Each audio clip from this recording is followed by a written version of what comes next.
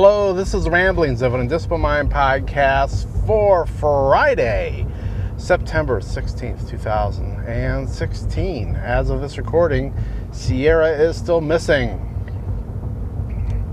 So, earlier this week, I finished the book Alexander Hamilton by Ron Chernow, or however you're supposed to say that name.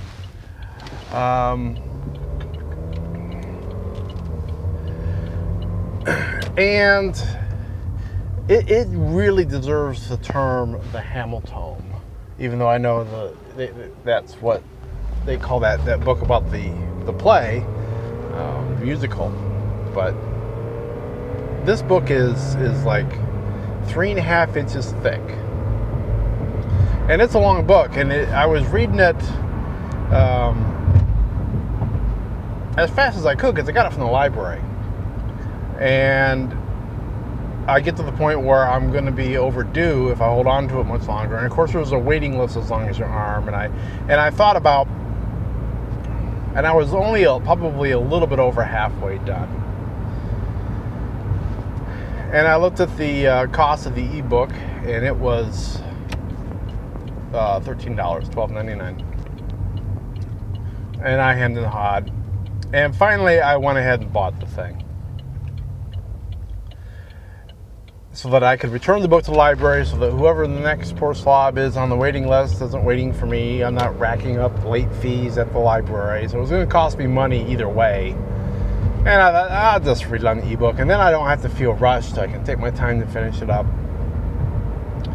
And I actually kind of wish that I'd read it that way from the beginning, for a couple of reasons. Number one, it's a big, thick, heavy, dead tree book. I mean, it's big.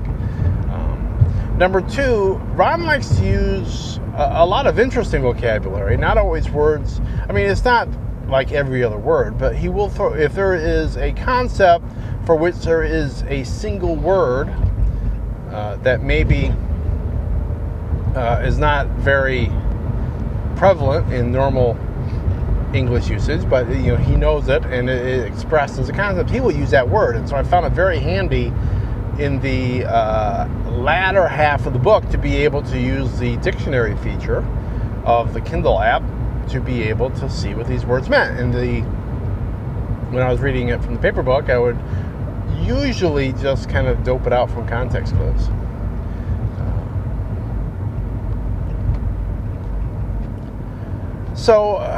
Yeah, it was a very interesting book. I mean, it's a long book and it takes a while to get through, but he's very, very detailed, and it's all really pretty interesting, and it actually shows off a number of interesting things, not just the life of Alexander Hamilton, although it certainly does that. That's its main focus. Because it's also a history of the Revolutionary War and what took place in leading up to the Revolutionary War. It's also a very interesting picture of political life after we won our independence, and how the presidency worked, and how the Congress worked, and how they interacted and did all these things. And so it's a fascinating view into how our country started. And if you think that politics today is dirty and that we need to get back to the good old days when politics was clean, I'm willing to go on a limb now and say it never existed in this country, ever. Because right from the get-go, things are dirty as dirty. I mean, they are. In this case, you ended up very shortly with two parties: the Federalists, which Alexander Hamilton was the leader of, and you had the Democratic Republicans, as they call themselves. No relation to any of the existing parties. They actually, it's not like our parties came from either one of these parties. They both died out, and then other parties rose up. Eventually, we got what we got now. But the Democratic Republicans were led by Jefferson, and a lot of the Southern slave owners, plantation owners in states like Virginia, which is where Jefferson was from and where Washington was from. Although Washington tended to be more of a federalist. And these people wouldn't, I mean, it was a big thing in the day to write. You would write essays, and you could even write them under a pseudonym, and you could send them to newspapers, and they would print them. And so you could print the most whatever you wanted, really. And then it got to the point where the Federalists and the Democratic Republicans were starting up their own papers, so that they could, have a whole paper that was devoted to their viewpoints. And then they would battle in the press, and yeah, it was as nasty, if not more so, than anything I've seen in U.S. politics during my lifetime. So yeah, I'm pretty sure that there was never this ideal of a friendly race in which we didn't tear the opponent down. I don't think that ever existed. But it was a fascinating book. Once again, the history of it. It was also fascinating how much Hamilton did to shape the country as it sits today. It was his plan to kind of have a central bank and to have markets. He was mimicking what was going on in England and in France, which gave him no end of grief, because the Democratic Republicans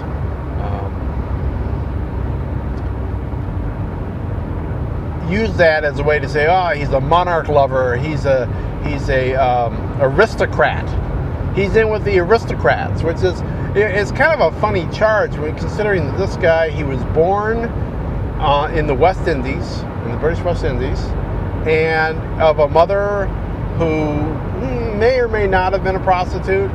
It's unclear. Whose father skipped out. So he wasn't born in a important family.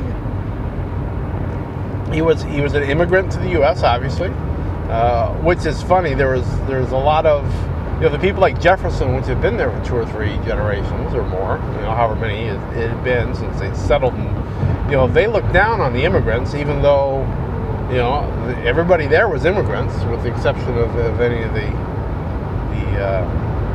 Indian folk. But I mean, Jefferson, Washington, all of these people that were the planters there, their families all immigrated. So I mean, he was one.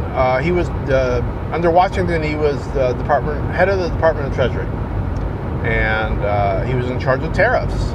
And so to kind of patrol the waters and be on the lookout for smugglers and stuff, trying to get around the tariffs, he invented the Coast Guard. He set up the Coast Guard for that. He also was one of the founders, later in life, of the New York Evening Post, which is a paper that still survives today. So there were a number of things. He had the viewpoint of. It was interesting to me that once the Revolutionary War was over, a lot of people, Jefferson and Madison and all these people, they thought that things were going to continue as they were, that the states were the preeminent power. There was this thing called the, what do they call it? It wasn't the Constitutional Congress, but they had this Congress that it was kind of a federal entity, but it was kind of a coalition of nation states. And this thing could do some things, but most of the power resided with the states. Kind of reminded me of the EU a little bit. I think the EU might have more clout than this federal government did. But Hamilton was one of the key people. It was like, no, we need to have a strong federal government that,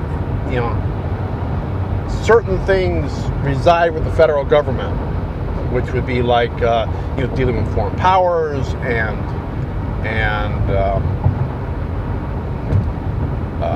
tariffs and things of that nature. And then other things could reside with the states. and things that were the states, the federal government couldn't mess with. But so he was one of the key people that brought that about, which led to a lot of fights with Democratic Republicans. So it's an interesting view.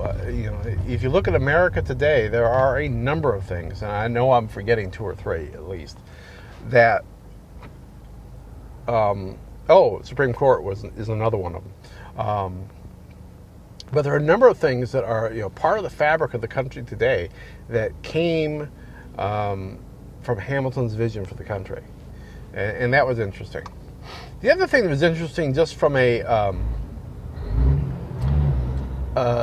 artistic thing, is I'm reading this thing, and this is the book that Lin-Manuel Miranda based the musical on. And so I was looking for, as I'm reading, the snippets of the things that were in there. I would go, okay, that goes for that. What struck me as interesting is that some of these words that Ron would use that kind of stand out, he worked in to the musical. Like one was protean. I remember, I believe that's used in relation to Hamilton in the musical, but in the book it's related to Burr, which is interesting. There were a number of turns of phrase that Ron used that I recognized, that stood out to me because they were also used in the play, and Lynn always put them in a different place and about a different topic, but he would reuse some of these turns of phrases, 3-4 words worth. So that was kind of interesting as well. There are some differences. I mean, he did some things different in the play, and some of it's for dramatic purposes, like Angelica not being married when they met, even though she was. Although her fascination with Hamilton seems to be very real. But it was an interesting book. It was an interesting life. I think coming out of it, Jefferson comes off. There seems to be, if you're being a biographer for somebody, you kind of take their side, and I got a couple hints of that. Jefferson kind of comes off when they are in the, when they're working in the government and he's fighting with Hamilton. He's always he's inventing things that Hamilton is doing as a way to rouse his party. He'll say things like, Hamilton's planning on bringing King George's son over and setting him up as a king and all this stuff. And so I would like to I'd like to read a Jefferson biography at some point and see kind of the other side of the coin there. I think that would be interesting. So at some point I'll have to do that. I would also like to read Chernow's, however you pronounce his darn name, a biography of George Washington, which I'll probably do at some point. That one I might have to just break down and buy from the get-go if it's as big as the Hamilton one is. But we'll see. So yeah, that's what I thought I'd talk about today. I'm already at almost 14 minutes here, so I guess I will let that be that. I will be back tomorrow. I'll be talking to you then. So, be seeing you.